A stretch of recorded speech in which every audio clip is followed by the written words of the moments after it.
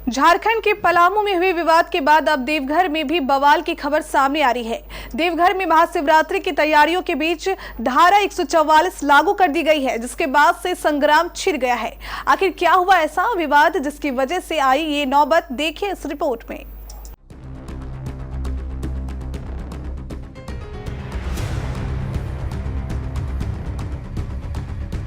झारखंड में महाशिवरात्रि की तैयारियों को किसी की नजर लग गई है।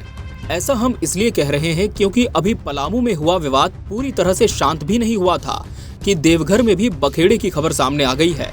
पलामू में विशेष समुदाय द्वारा महाशिवरात्रि के लिए बनाए जा रहे द्वार पर लगे तोरण को कबाड़ में फेंकने के बाद बवाल मच गया था। वहीं देवघर में तो धारा 144 तक लागू हो गई है।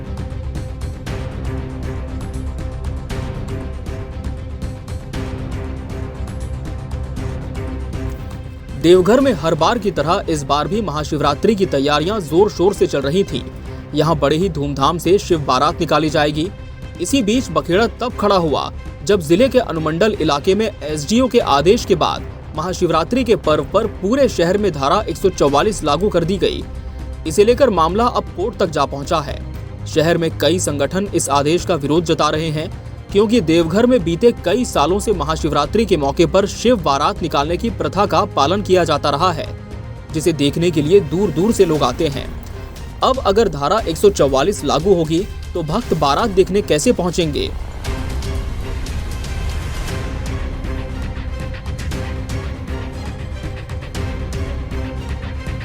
इस मामले में सांसद निशिकांत दुबे ने प्रशासन को चुनौती दी है और कहा है कि अगर शिव बारात को लेकर मनमानी की गई तो आमरण अनशन पर बैठ जाएंगे। उन्होंने हेमंत सोरेन सरकार के खिलाफ मोर्चा खोल दिया है। भाजपा सांसद निशिकांत दुबे ने कहा कि देवघर भगवान शिव की भूमि है। देवघर का अर्थ है कि महादेव यहाँ के कण कण में निवास करते हैं। हजारों सालों से यहाँ शिव बारात निकाली जा रही है। भगवान शिव की नगरी में अगर शिव बारात नहीं निकाली तो और कहाँ निकाली जाएगी? मक्का और वेटिकन में।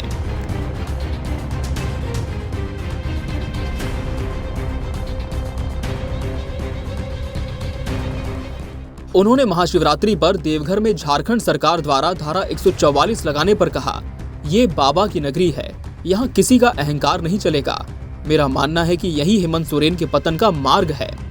गौरतलब है कि शहर में महाशिवरात्रि के मौके पर शिव बारात समिति ने जो रूट तय किए थे और जिला प्रशासन की तरफ से जिस रूट को लेकर आदेश जारी किया गया है, इसे लेकर विवाद है। सांसद निशिकांत दुबे ने इसे लेकर एक ट्वीट भी किया है।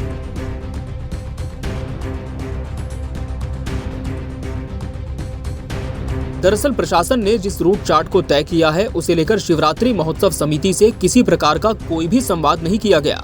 समिति का कहना है कि प्रशासन का रूट चार्ट संकीर्ण है और लोगों की अधिक भीड़ होने की वजह से इन्हें संभालने में परेशानी हो सकती है। इसे लेकर सांसद ने कहा कि धारा 144 लगाना और बिना शिवरात्रि महोत्सव समिति की सहमति के रूट तय करना तानाशाही है। अगर प्रशासन नहीं संभला तो वो भगवान शिव के लिए आमरण अनशन कर सकते हैं।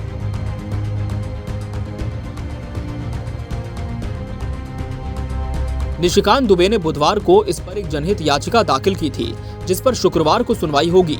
गुरुवार को उनके अधिवक्ता ने इस मामले में तत्काल सुनवाई के लिए विशेष मेंशन किया, जिसे acting chief justice Aparesh Kumar Singh और जस्टिस दीपक रोशन की अदालत ने स्वीकार भी कर लिया।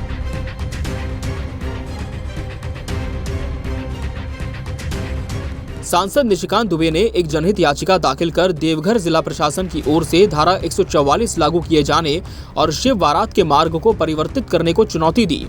याचिका में कहा गया है कि जिला प्रशासन ने मनमाने ढंग से शिव बारात के मार्ग में बदलाव किया।